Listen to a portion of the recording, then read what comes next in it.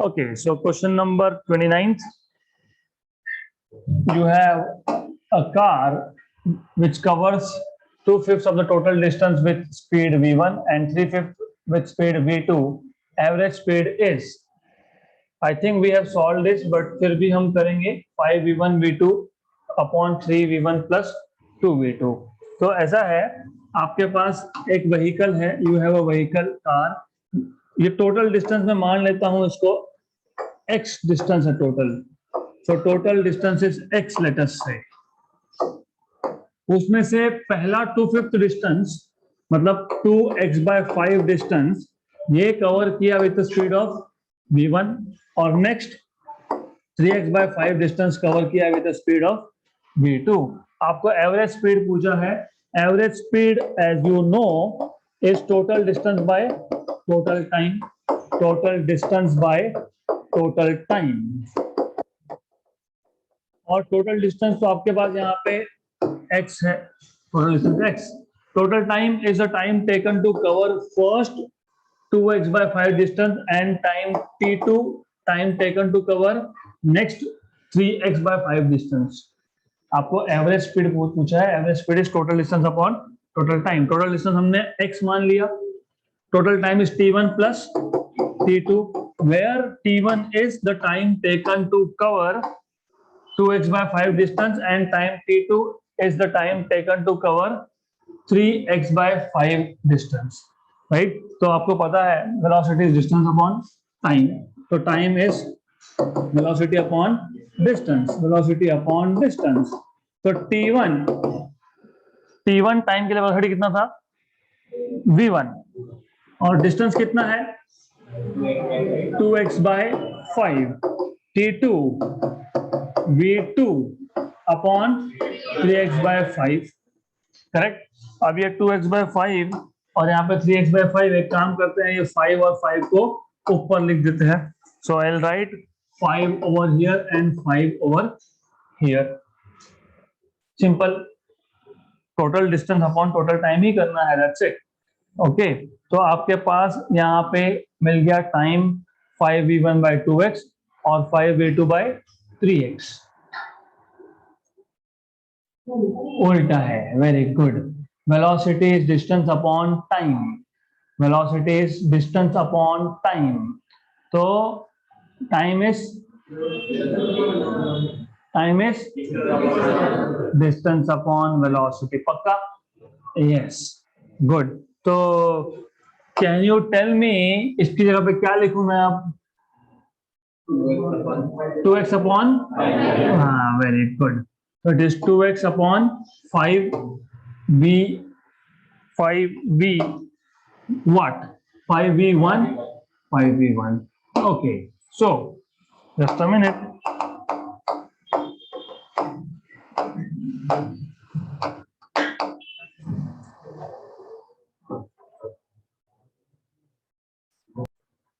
Okay, so this is other way around. ये आपको 2x/5v1 पक्का. Okay good. श्योर. एक बार और सोच लो. Think once again. Velocity distance upon time.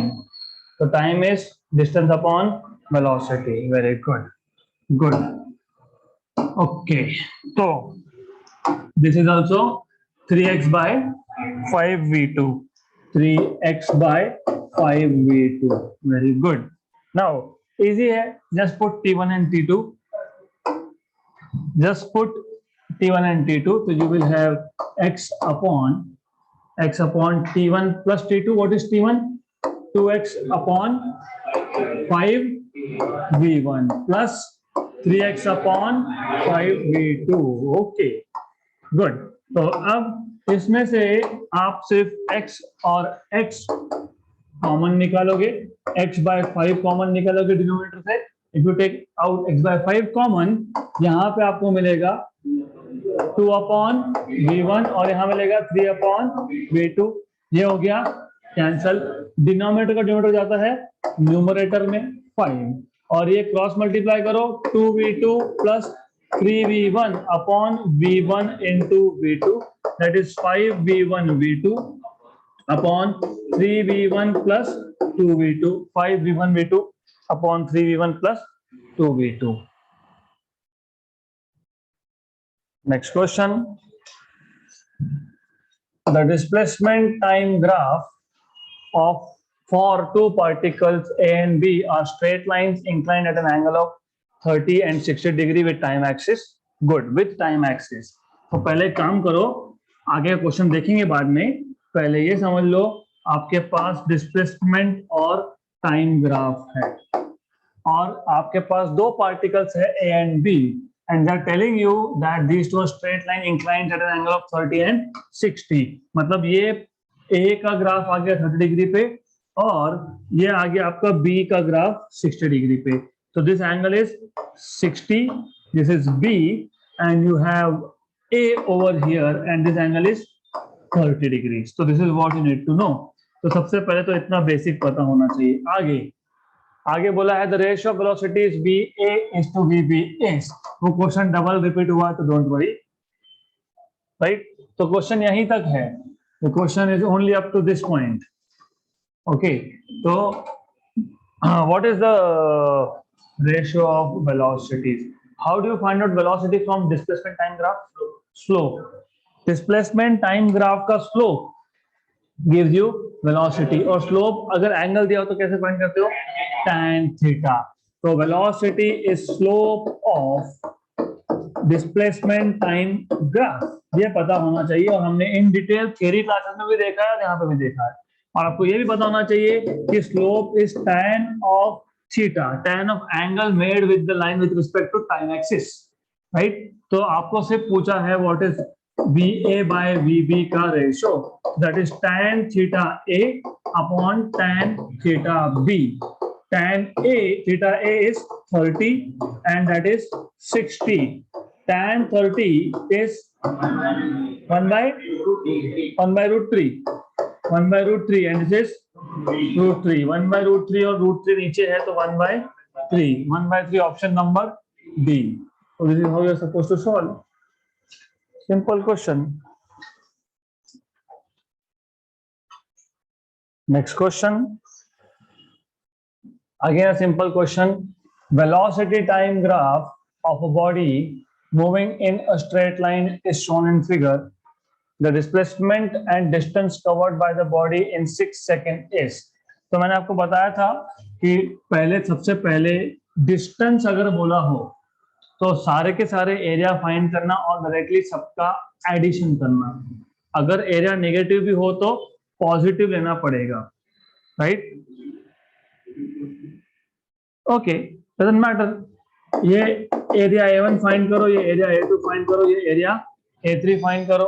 Okay, तो अगर आपको डिस्टेंस निकालना है तो मैं as I told you when calculating distance you take only mod values. अगर एरिया नेगेटिव भी आया तो भी हम लेंगे positive. Okay, what is area of this rectangle? पहला 2 और 4 8. This is how much? Minus, ये 2 है और ये 2 है, -4 और ये +4, राइट? तो this is what you have. Area निकालना है आपको, सारे के सारे जितने भी यहाँ पे रीजन दिखते हैं सबका एरिया निकालो और डिस्टेंस फाइंड करना है तो सबका mod value low. 8 + 4 + 4 this is 16. और डिस्प्लेसमेंट अगर आपको फाइंड करना है तो in that case, in case of displacement, you just add all the areas along with their signs. A1 is 8 -4 + 4 मतलब कितना? 8. तो distance covered is 16 metre and displacement is 8 metre. Option number A. Very good. क्या पहले क्या पूछा है? Displacement. तो 8 metre and 16 metre. Good. Next question. For a certain body, velocity time graph is shown in figure. The ratio of applied forces for interval AB to and BC is. मतलब ratio of forces, ये A B interval में जो force होगा और जो BC interval में force होगा, इन दोनों फोर्सेस का आपको चाहिए रेशियो. तो how to find out ratio? What is force according to Newton second law of motion? ma. मतलब force is equal to ma, मतलब force is proportional to a, क्योंकि मास तो सेम है ना. फॉर अ सर्टेन बॉडी, मतलब एक ही body, you have single object to the mass same. तो इजी है, very very easy. Force during AB upon force during BC is acceleration during AB and acceleration during BC. Acceleration कैसे find करते हो? कैसे find करोगे? Slow. Okay, slow, ठीक है, क्योंकि वेलोसिटी टाइम बराबर है तो स्लो. मतलब ये आ जाएगा tan of how much? 30 and tan of, ये है गलती, 60 मत ले लेना. The moment you take 60, gone, done. So here you should know this is 120. तो यहाँ पे आप, ये पार्ट है ना, इसने एंगल कितना बनाया? 120. अंदर का एंगल नहीं देखते, एंगल इज दिस 120. तो what is tan 120? What is tan of 30 by the way? 1 by root 3. What is tan of 120?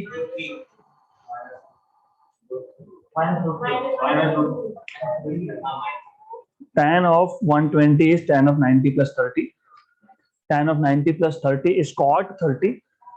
What is cot 30? What? Wait a minute. थोड़ा trigonometry, ज़्यादा नहीं, little bit. I know all of you add sugar to coffee if you drink coffee. All positive, sign positive, tan cos, right? You are saying tan of 120.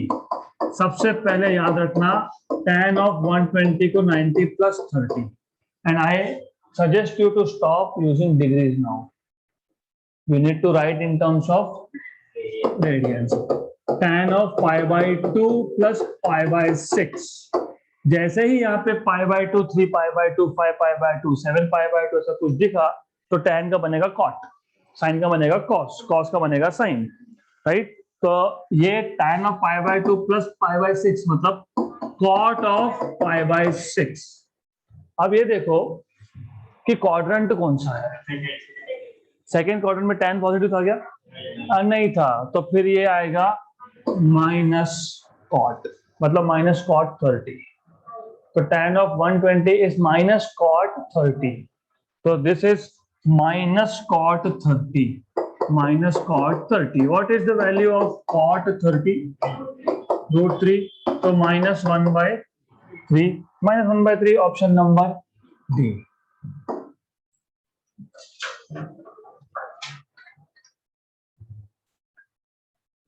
Next question. A student is standing at a distance of 50 meters from the bus. As soon as the bus starts, okay, I think we have done this question also, right? As soon as the bus starts its motion with the acceleration of 1 meter per second square, the student starts running towards the bus with a uniform velocity u. Assuming the motion along a straight line, the minimum value of u so that the student is able to catch the bus is. I think हमने किया था, जिनको याद नहीं मैं hint दे देता हूँ. It is simple. You have a straight road along which the bus will move. Then you have a bus over here, and there is a student who is standing behind this bus. Let us say over here, right? And as soon as bus starts, because पहले bus rest पे था, तो bus start करेगा motion with acceleration of 1 meter per second square. The students start running towards the bus, right? तो मैंने आपको बताया था कि मान लो कि t टाइम में जितना डिस्टेंस स्टूडेंट कवर करेगा. Do you remember this question? No? Yes. So do you remember how we solved it? हमने तो पहले बोला बस के केस में u क्या है 0, a क्या है 1 metre per second square, okay, और इन दोनों में डिस्टेंस कितना है 50। फिर हमने बोला कि t टाइम में बस कितना डिस्टेंस ट्रेवल करेगा, तो SB equal to UBT plus 1/2 ABT square, U is 0, half ये है 1 और यहाँ पे आ गया t स्क्वायर, तो t स्क्वायर बाय 2। तो distance travel by bus in t seconds is t square by 2। Student को कितना डिस्टेंस कवर करना है 50 प्लस दिस थी, क्योंकि ऑलरेडी 50 मीटर वो पीछे था, फिर बस ने जितना टी टाइम में कवर किया एक्स्ट्रा डिस्टेंस वो भी कवर करना है, तो student has to cover distance of 50 plus T square by 2। तो student must cover distance covered by student, तो student must cover distance of कितना 50 metre plus T square by 2, correct, right, okay. तो इसका मतलब ये स्टूडेंट ने जितना distance cover किया टी टाइम में, this is equal to S UT plus half AT square, ये स्टूडेंट का है, करेक्ट। बट कहीं पे भी बोला है क्या कि student accelerating, no, the minimum value of u, so there is no acceleration of the student is not accelerating, he is just running with constant velocity, तो स्टूडेंट का एक्सेलरेशन क्या आएगा 0, तो ss equal to us t, that's it, ये जाएगा यहाँ पे here, so you will get from equation number 1 and 2 you will get us t equal to 50 plus T square by 2, okay. अब क्या करेंगे, ऐसा कोई बताया कितने टाइम में कब पकड़ा बस को, नहीं, they did not tell you कि how much time did the student take to catch the bus, तो what will you do now,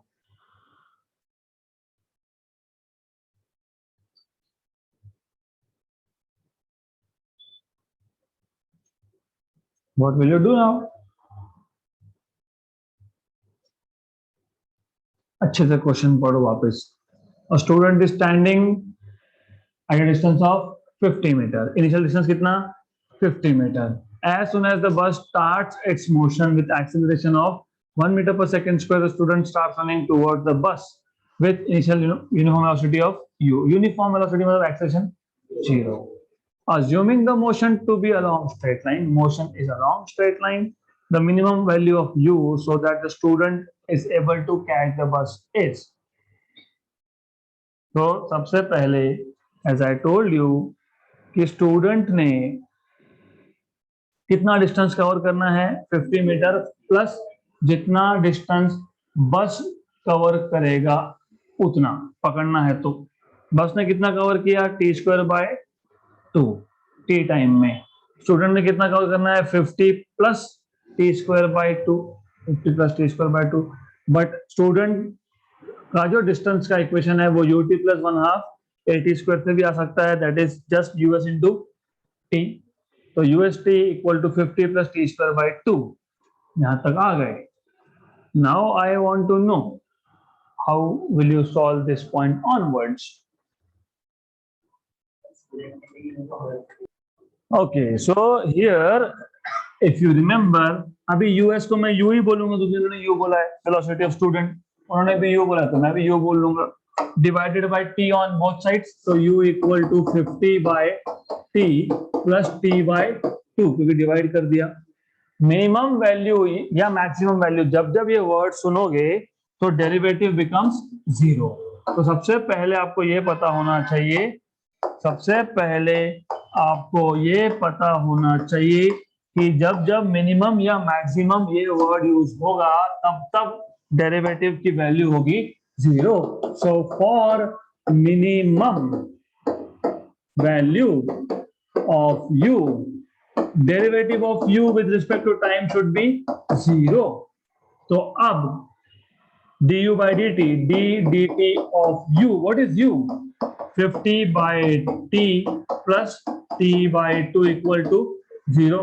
तो 50 by T 50 constant, 1 by T का मैंने डेरिवेटिव बताया था -1 by T square, -1 by T square. Okay, और यहाँ पे आपके पास t बाई 2 का डेरिवेटिव आएगा सिर्फ हाफ इक्वल टू 0। तो यहां से आपको मिलेगा, you will get this as 50 by T square equal to half, तो टी स्क्वायर इक्वल टू 100, तो टी इक्वल टू 10 सेकेंड। तो 10 सेकेंड में बस कैच कर लिया।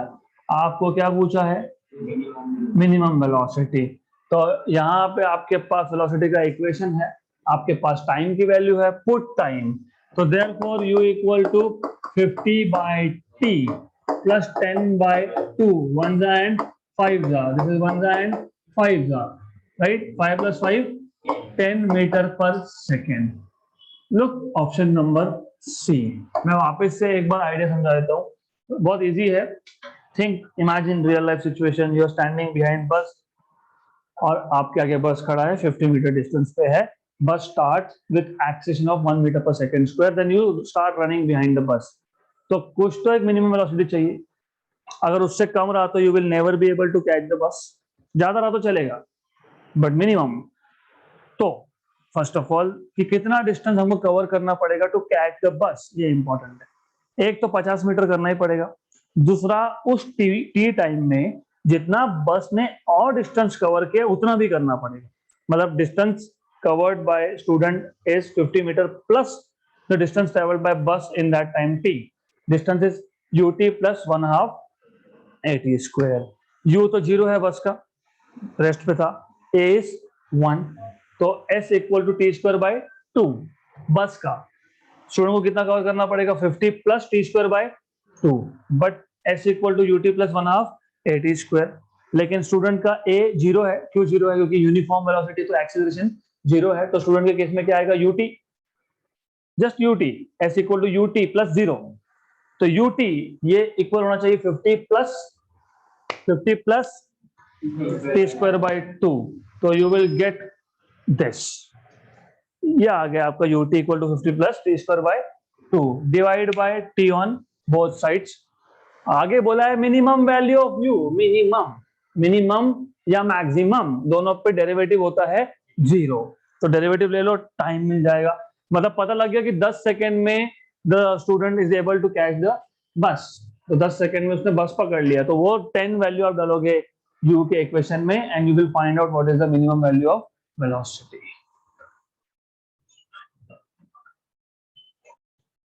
Okay, because we are talking about derivatives here, एक थोड़ा सा एक्स्ट्रा देख लेते हैं and this is something you will need also. अब ऐसा है कि as you know derivative of a constant is 0।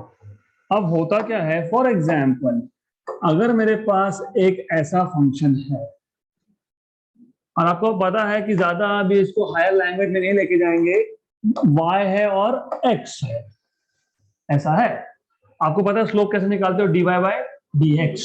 और आपको पता है कि अगर इसकी वैल्यू मिनिमम हुई, मिनिमम मतलब यहां पे स्लोप मतलब टेंजेंट, और यहां पे टेंजेंट आप ड्रॉ करोगे मिनिमम वैल्यू पे, राइट, तो टेंजेंट इसका स्लोप क्या आएगा? 0, क्योंकि slope of any line parallel to X axis is 0। तो यहाँ पे dy बाय dx मतलब डेरिवेटिव क्या आएगा? 0। इसको सिर्फ y की जगह पे f ऑफ x बोलते हैं, फिर बोलते हैं फंक्शन का डेरिवेटिव 0, राइट। मिनिमम वैल्यू पे डेरिवेटिव इज 0 किया था क्या? मिनिमम वैल्यू पे डेरिवेटिव इक्वल टू 0, सिर्फ यहाँ पे y की जगह पे u, x की जगह पे टाइम, दैट्स इट। अब जरूरी नहीं है ऐसा ही होगा, आपके पास ऐसा भी हो सकता है। अब जब ऐसा हो सकता है तो मैक्सिमम वैल्यू पे अगर आप स्लोप निकालोगे तो मैक्सिमम वैल्यू पे भी तो टेंजेंट ये आएगा आपके पास 0, करेक्ट। अब पता कैसे लगेगा कि कौन सा फंक्शन है? ये वाला फंक्शन है कि ये वाला फंक्शन है, मतलब मैं मैक्सिमा बोलते हैं इसको, फंक्शन का मैक्सिमम वैल्यू, मैक्सिमा। मैं मैक्सिमा की बात कर रहा हूं कि मैं मिनिमा की बात कर रहा हूं, पता कैसे लगेगा? तो what you do is second derivative आपको लेना पड़ता है, और एक डेरिवेटिव, मतलब डेरिवेटिव का भी डेरिवेटिव, तो d2y बाय dx स्क्वायर। पहले तो आप डेरिवेटिव लोगे, उसका और एक डेरिवेटिव लोगे। For example 3x square plus 2x, what is derivative of this? 6x plus 2, और एक डेरिवेटिव लोगे तो d2y बाय dx स्क्वायर कितना आएगा? 6। करेक्ट, एग्जैक्टली मैं यही बोल रहा हूं आपको, क्योंकि पहले डेरिवेटिव से हमको कुछ समझ में नहीं आया। हमको इतना तो पता ही है कि मिनिमम वैल्यू या फिर मैक्सिमम वैल्यू पे डेरिवेटिव है 0। क्यों 0 है? क्योंकि slope at that point is line, मतलब tangent at that point is parallel to X axis, slope 0 आना ही था यहाँ पे भी और ऊपर भी। पर आपको पता कैसे है कि ये इंक्रीजिंग फंक्शन है कि डिक्रीजिंग फंक्शन है? तो आप लेते हो सेकेंड डेरिवेटिव। सेकेंड डेरिवेटिव लेने के बाद दो पॉसिबिलिटीज, एक तो ये वैल्यू आएगी ग्रेटर देन 0 या आएगी, मतलब एक या तो आएगी पॉजिटिव या आएगी नेगेटिव। अगर वैल्यू ग्रेटर देन 0 आई सेकेंड डेरिवेटिव की, ये ग्रेटर देन 0 है +6, yes it is greater than 0, तो इस केस में यू आर एट मैक्सिमा। क्यों ऐसा? क्योंकि आप थोड़ा भी आगे गए तो स्लोप कहां जा रहा है? नेगेटिव स्लोप, डाउन द हिल। तो सेकेंड डेरिवेटिव अगर आपका ग्रेटर देन 0 मतलब पॉजिटिव आया, तो you are at the maxima point. पक्का? यस। एक बार चेक करना जाके वापस, अगर आपका सेकेंड डेरिवेटिव लेस देन 0 आया तो यू आर एट मिनिमा। तो अगर सेकेंड डेरिवेटिव लेस देन 0 आया तो you are at minima. So this is something home assignment for you to check. लेकिन यस, नंबर 1, फंक्शन की मैक्सिमम या मिनिमम वैल्यू पे डेरिवेटिव आएगा 0। वेलोसिटी अगर मैक्सिमम या मिनिमम बोली है तो एक्सेलरेशन दोनों केस में 0, राइट? अब आपको पूछा है एक्सेलरेशन तो 0 था, तो आपको पूछा है कि ये वैल्यू मैक्सिमम है कि मिनिमम है, कैसे बताओ? For example you have a vehicle moving along a straight road with some constant velocity constant, derivative 0, acceleration is 0. How do you tell कि ये constant velocity maximum है कि minimum है? तो second derivative test, second derivative, पहला derivative non zero होना चाहिए ना तो पहला डेरिवेटिव 0 आ गया, खत्म, है ना? नहीं समझे? That is why I am telling you, go and check at home, ये भी नोट्स में कहीं पे होगा। तो रिमेंबर, ऑलवेज रिमेंबर कि सेकेंड डेरिवेटिव टेस्ट करने के लिए dy बाय dx क्या आना चाहिए वो पहले चेक करो। So just a hint, this is not for NEET but this is for JEE. तो हम इसके रिलेटेड क्वेश्चन भी लेंगे बाद में, second derivative test, but today it was just a rough introduction. So that's it for today.